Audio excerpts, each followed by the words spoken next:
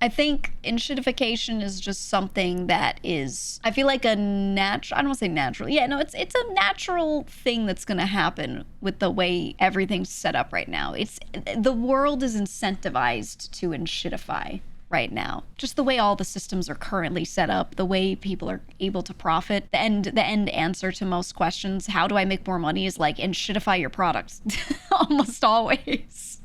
Take an investment, cut corners, cut costs, sell it off. And that's just kind of how it is. But I do have hope that, it depends on the industry, but certain things, they'll come in and there'll be another company, a competitor that makes the same thing, but they're not publicly traded, not beholden to investor, whatever. And they show up and they're like, hey, we do the same thing, but at better quality. And there will be times where people just go, you know what, I want that. But I don't think we're there yet because too many people live paycheck to paycheck and can't do that. It's the Vimes boots theory all over again, right? You would love to buy that nice pair of work boots that's $150 and not have to buy a bunch of new ones all the time. But you have no point in your life where you can actually put down $150 in one go for that. So instead you buy the $20 ones 10 times over. You end up spending more over time, but it's all you can do because you need boots. We're in a scenario where people would buy the quality item and buy less often if they could, but they kind of can't, right? So that's why we're stuck in the enshittification cycle. That's just how it is. I do also think people spend really poorly though. I gotta say, I don't want to be too much of a boomer. I've got a lot of friends that are bad with their money, okay? And people who have good jobs are, by all accounts, by all other indicators, smart. People are really bad with their money. You know how many people in my life pay for 1,000 subscriptions that they don't need, buy a bunch of shit that they don't use, that they don't wear? It's just insane. It is insane the amount of consumption there is right now. So while I'm not gonna have the full boomer mentality of you could afford a house if you didn't eat that avocado toast, it's not that bad, but you could have a little more money for sure. People don't optimize. They do not min-max at all. I think you gotta go through life financially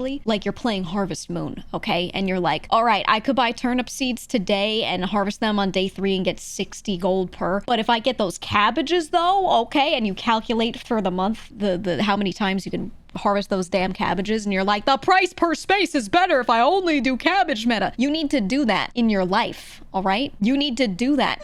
You ever play any game like that and you find yourself writing down the cost per farming space and you're like, if I do cabbages 4 times and then turnips for the last 3 days because then spring's gonna end. You know what I mean? You just have to do that in life. Go play a farming simulator, okay? And then come back and look at your own finances and go, wait a minute.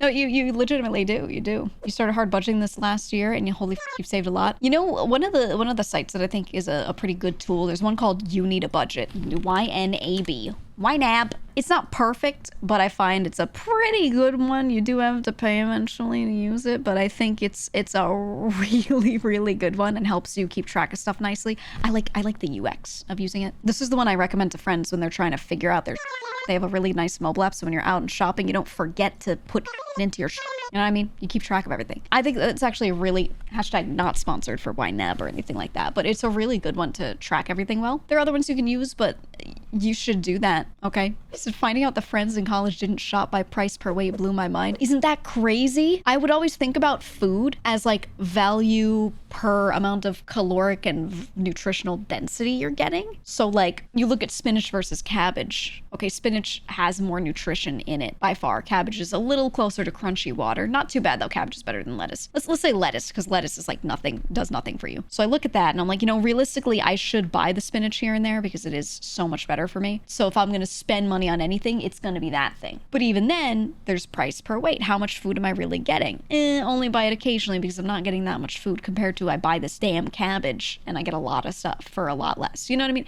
So I would always think of it that way. And that's how I'd rationalize stuff. But I would have friends that would just look at a package of a thing and be like, this is $5, therefore it's cheap. And I would be like, hold on, how many meals do you get out of it? It's not that hard to figure out, but they don't do that in the middle of the store, I guess. I don't know, man.